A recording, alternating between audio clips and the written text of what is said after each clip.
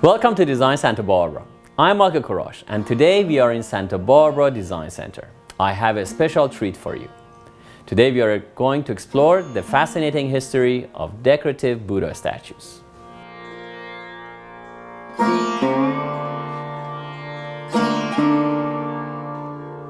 The man known as Buddha lived in the eastern part of ancient India, sometime between the 4th and 6th centuries BC.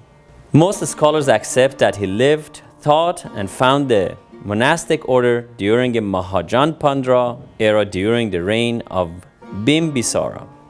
This was a time of great enlightenment in the region, and Buddha was known to debate his contemporaries.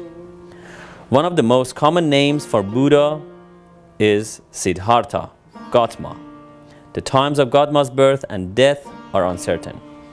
The evidence of the early texts suggests that Siddhartha Gautama was born into the Shakya clan, a community that was on the periphery, both geographically and culturally, of the eastern India subcontinent in the 5th century BC. It was either a small republic or an oligarchy. His father was an elected chieftain. According to the Buddhist tradition, Gautama was born in Lumbini, now in modern-day Nepal, and raised in the Shakya capital of Kapilvastu, which may have been either in what is present-day Tilarakot, Nepal, or Piprahwa, India. He obtained his enlightenment in Bodh Gaya, gave his first sermon in Sarnath, and died in Kushinagar.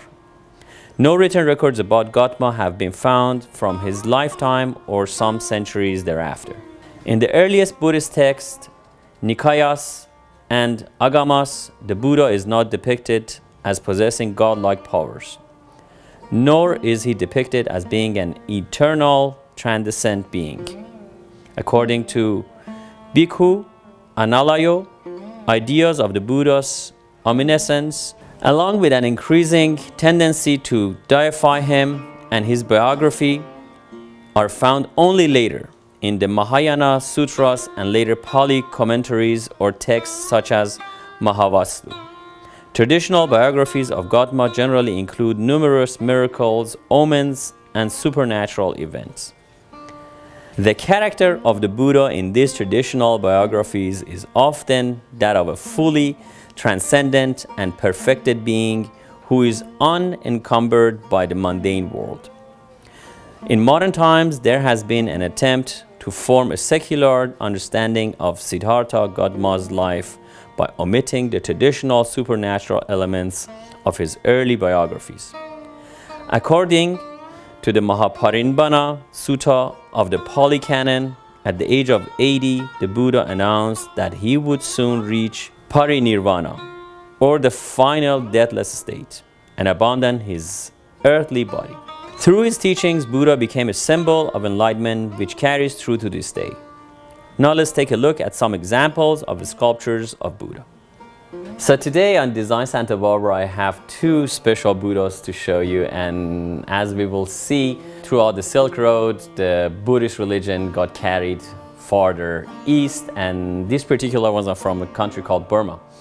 And they were made for temples. This particular one is an 18th century piece, and they really treasure these. They are quite poor, and they used to bring gold leaf and put it on the Buddhas that they were in the temples and monasteries and honor them. This particular one has a beautiful patina. You can see over 250 years, 300 years. It has got some beautiful sheen to it, although not much of the gold is left in it, but is absolutely beautiful. Decades ago, people used to go to temples and just tear them apart and go sell them in the Western markets.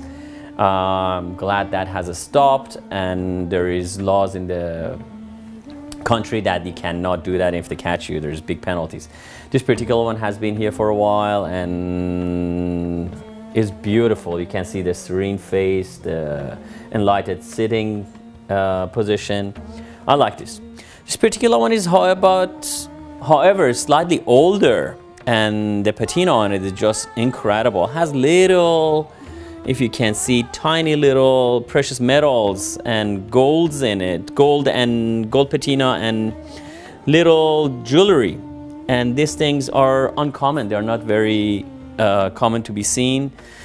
This particular one, I would say, is over 300 years old. It's beautiful. It's all the elements you want to have in home furnishing, and quite beautiful. When we come back, we will be looking at some examples of Buddha statues from elsewhere in the world. Stay tuned.